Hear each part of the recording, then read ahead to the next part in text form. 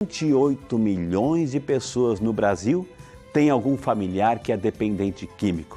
E de acordo com o Levantamento Nacional de Famílias dos Dependentes Químicos, o consumo de álcool é um dos maiores problemas de saúde pública no mundo, principalmente na América Latina.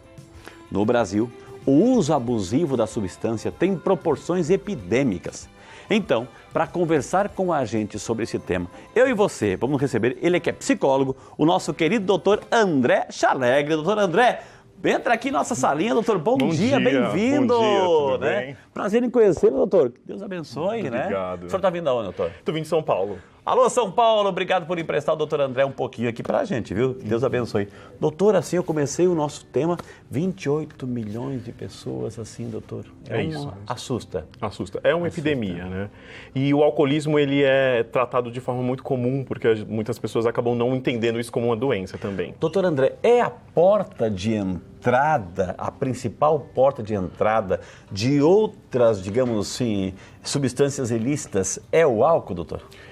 Podemos dizer que sim, Frei, porque conforme você vai usando e a substância vai deixando de ter o efeito, você vai criando resistência, pode ser que você comece a procurar outras substâncias para ter aquele mesmo nível de prazer, aquele mesmo nível de euforia. Entendi. Mas não é determinante, mas pode propiciar. Doutor, sente-se, gente. Gente, o doutor André está aqui, ele é psicólogo. E ele entende como funciona a nossa mente humana. Se tem algum profissional no planeta que entende como funciona a mente humana, está aqui o psicólogo, está aqui hoje. E a gente vai entender assim, o que acontece com a mente humana, o nosso sistema nervoso central, quando de repente você exagera, as pessoas exageram no uso daquele copinho que tem sempre aquele movimento do álcool, da bebida alcoólica, enfim. O nosso organismo, doutor, assim, ele precisa, assim como a gente precisa do arroz, do feijão, a gente precisa das substâncias, vitaminas, proteínas, o nosso organismo precisa de álcool? Não, Frei, o organismo não precisa de álcool, mas conforme você vai usando, o seu cérebro vai entendendo que para algumas situações o álcool faz a diferença. Então vai deixando você menos inibido, vai deixando você mais relaxado. Se você estiver muito estressado, o uso do álcool pode causar essa sensação de relaxamento no seu sistema nervoso central.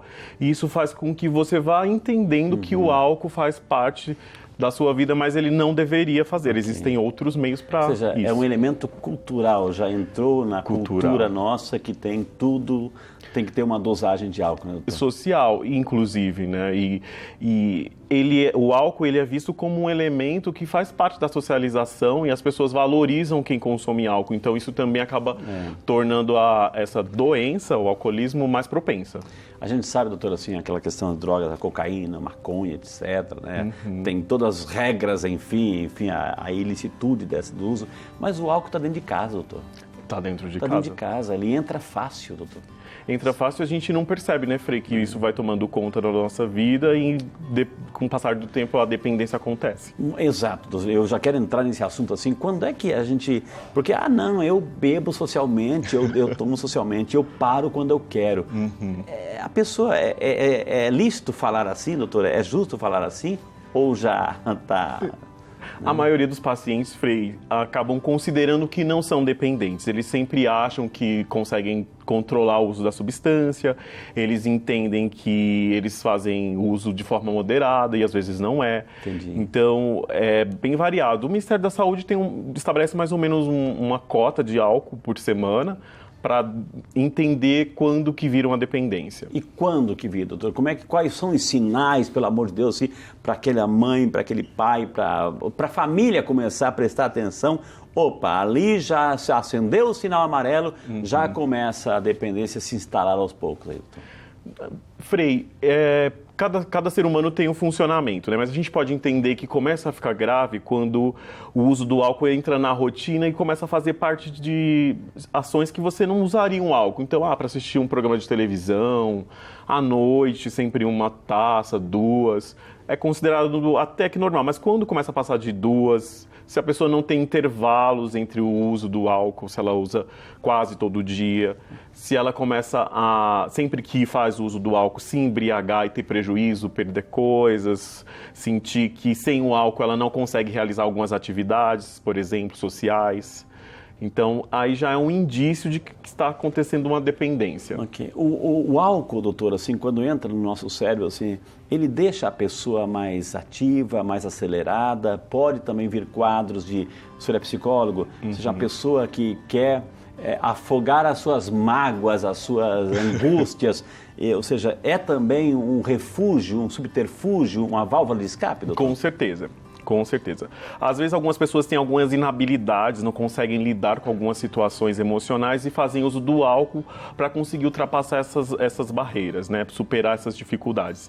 E isso acaba gerando e criando no cérebro um caminho que faz com que ele entenda que o álcool tem essa função de auxiliar na superação de problemas. Ok. Mas assim, doutor, a pessoa também pode ficar... Porque a gente vê, assim, situações de pessoas, muitas mulheres, assim, elas reclamam que ou agressividade, ou agressão física, ou de repente estão em casa e começam a quebrar tudo, doutor. Ou seja, essa desperta também, assim como desinibe para muitas situações, também desperta essa carga de agressividade, doutor? Isso.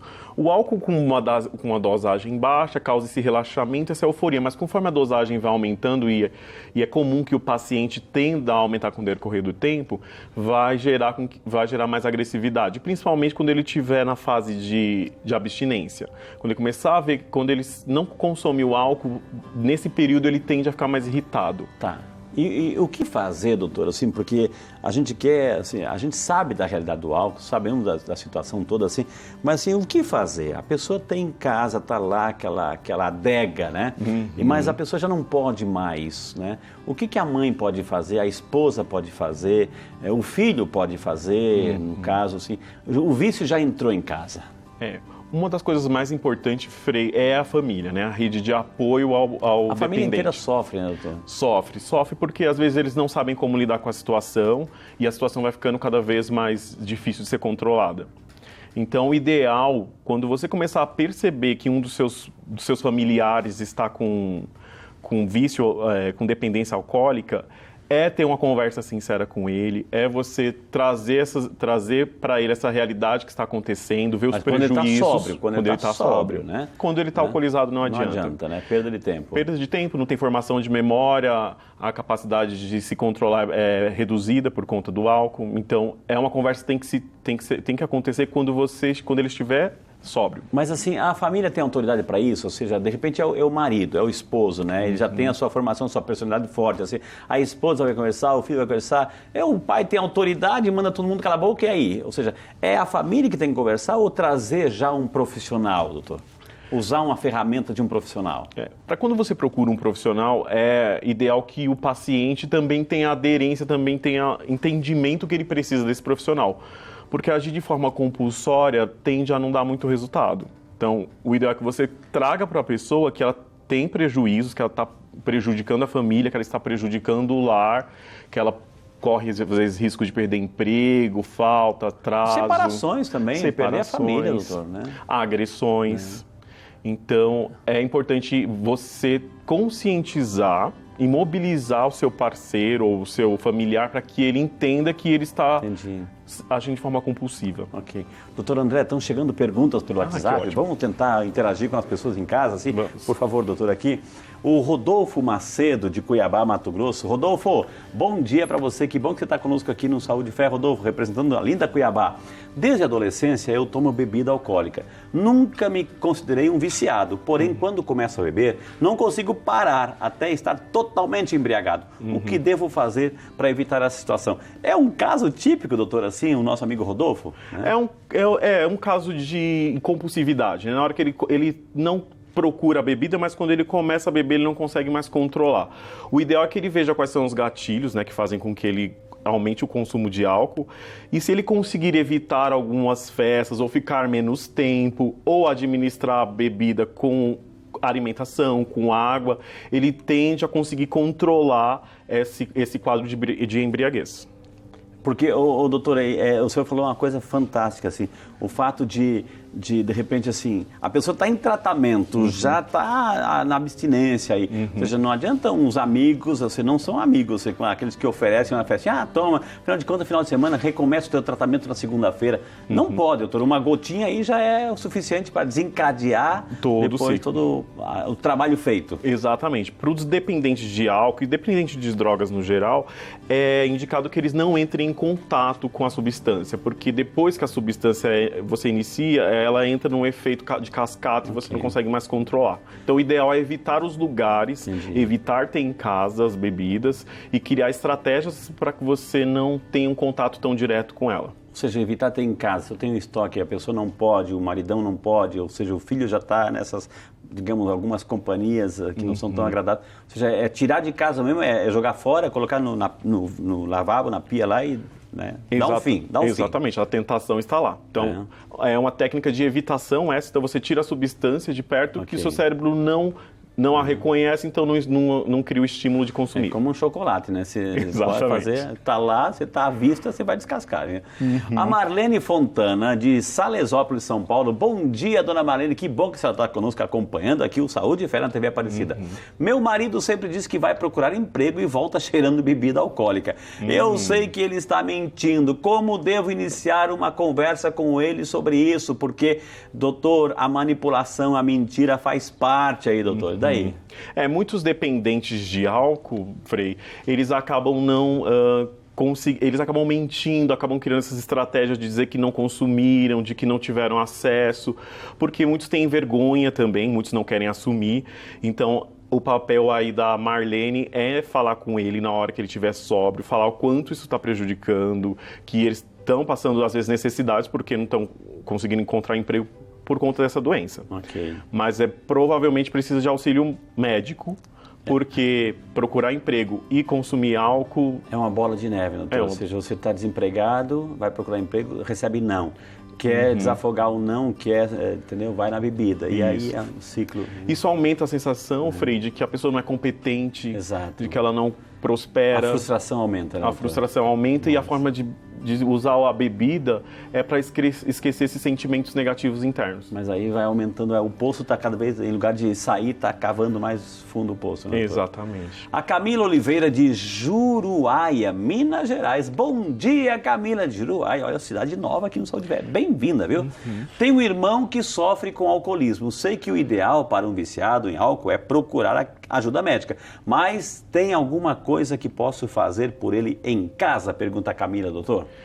Olha, Camila, uma das coisas que você precisa fazer é ser compreensivo, né? Os parentes precisam compreender que é uma doença, que não é um estado que a pessoa tem controle, que não é uma falta de respeito do dependente. E precisam ajudar a ele a entender que ele faz uso da substância de forma incorreta, né? Que ele acaba sendo um dependente e tendo muitos prejuízos. Ô, doutor André, já foram usados todos os recursos, a conversa, o amor, a caridade, a misericórdia, a ternura, a compreensão, enfim, não adiantou. Eu posso pegar meio que chamar lá uma unidade, levem, pelo amor de Deus, porque se não levar, ele vai acabar morrendo. Então eu posso fazer isso? Num estado de emergência pode. E a família também pode internar compulsoriamente um paciente, mesmo que ele decida... Compulsoriamente significa meio que a força? A força. A ciência diz que não é uma técnica que traz grandes resultados. Mas, doutor, tem situações e situações. Eu já tive pacientes que depois de internado, na internação, eles viram que realmente tinham essa doença, entenderam que precisavam ficar lá mais tempo, passar por uma desintoxicação com medicamentos, para depois tentar se restabelecer. Aqueles grupos de apoio, os alcoólicos anônimos, ajudam esses grupos de terapia aí, doutor? Ajudam bastante, eles têm uma diferença extremamente alta para aderência ao tratamento e acabam dando manutenção também. Né? O ideal é que se procure também um psiquiatra, porque a gente tem medicações que tiram esse efeito que o álcool causa no cérebro. Então, tem medicações que tiram a sensação de prazer, de desinibição, e aí a pessoa acaba tomando no máximo uma taça, uma latinha. E tem outras medicações que causam um efeito de repúdio à bebida. Então, conforme você consome, você tem náuseas, você tem dor de cabeça, você enjoa e aí você já acaba parando. E tem medicações que você pode tomar 1 hora antes de um evento que tenha bebidas. E essa medicação ela tem 80% de eficácia. Doutor, então, para quem está em casa agora acompanhando, né, aquela mensagem de um profissional, para aquela pessoa que acha que pode sair a qualquer momento, que acha que não está no vício, enfim, fala diretamente para essa pessoa, doutor. Meu caro familiar, é importante que você tenha carinho e tenha compreensão pelas pessoas que têm esse vício e que você ajude, crie uma rede de apoio, que vocês tenham conversas sinceras, que você consiga dar suporte e conversar com essa pessoa. É interessante que você também desenvolva junto com ela atividades, que você possa fazer atividades físicas, ter um repertório de vida alto. Né? Então, trabalhar, estudar, se divertir, fazer esportes, quanto mais opções na sua vida você tiver, menos aquela opção do álcool ela não vai ser tão grande, né? Você não vai ficar dedicado a um tema só na sua vida.